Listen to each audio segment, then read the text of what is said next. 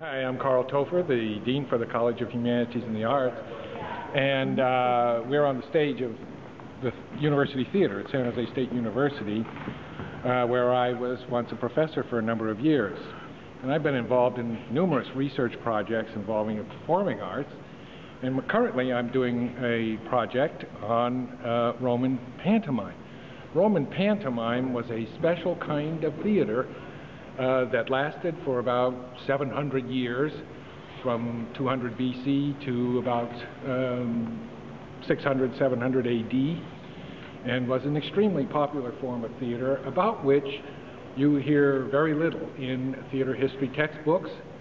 And one of my objectives in doing my research is to reclaim knowledge about this strange form of performance that involved a single performer for the most part, who performed scenes from ancient myths. The Roman audience was not interested in the whole story of a myth about Agamemnon or Oedipus or Phaedra or Medea. They just wanted to see scenes from the play or from the myths and compare the way the performer performed one character with another character from the same myth, or one performer with another performer. And they performed these things as a dance. And a person called the interpolator gave a kind of summary of the scene about to be performed, sort of like intertitles for silent films. And the performers used masks, and the masks were displayed before the audience, and they were all lined up, the different masks the performer was going to use, and the performer would lift the mask and show it to the audience so they could see the mask of the character performed as indicated by the interpolator, the reciter, and then the assistant for the performer would place the mask over the face of the performer. A unique feature of the pantomime is that it derived from a basic step. It was kind of like a ballet. It was an aristocratic form of entertainment, not done for money or for selling tickets or whatever, although the public often was invited to pantomime performances sponsored by an aristocrat who owned the troupe of performers, and the star performer performed the pantomime scenes from the myths as a gift to the audience. It was done for various political reasons, which I'd be happy to explain in perhaps another video. But the foundation for the pantomime was the so-called Pyrrhic movement. It's a very military style. And the Pyrrhic movement involves putting one foot in front of the other. And I'll show you how that movement works. If you do that, it's like walking on a tightrope.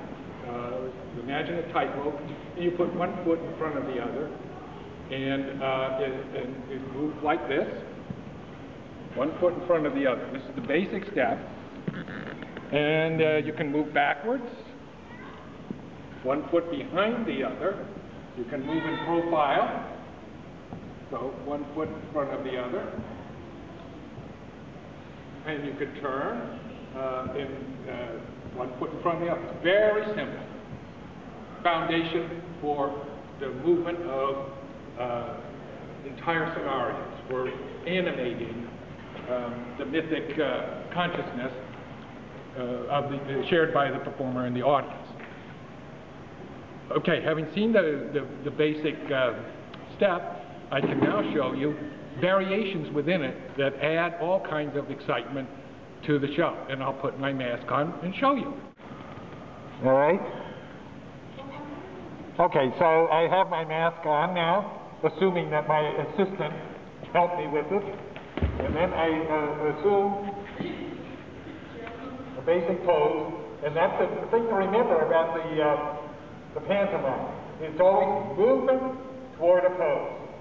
And the audience is supposed to appreciate the poses that the performer strikes at the end of movement. So, once again, one foot in front of the other. Or you go backwards at different speeds. You can be on tiptoe or on your feet, or backwards, and you can create these variations. So you can sway, and you can handle props. Pyrrhic dance often done with, in earliest times, with shields, or with swords, with torches. They wore helmets, they wore armor, sometimes they wore nothing at all.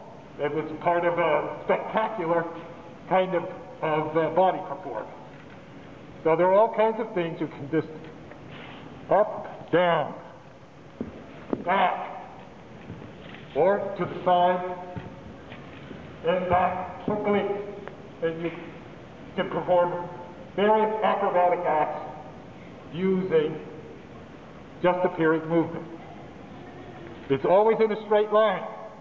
They don't do circular kinds of dance movement associated at that time with a feminine dance culture.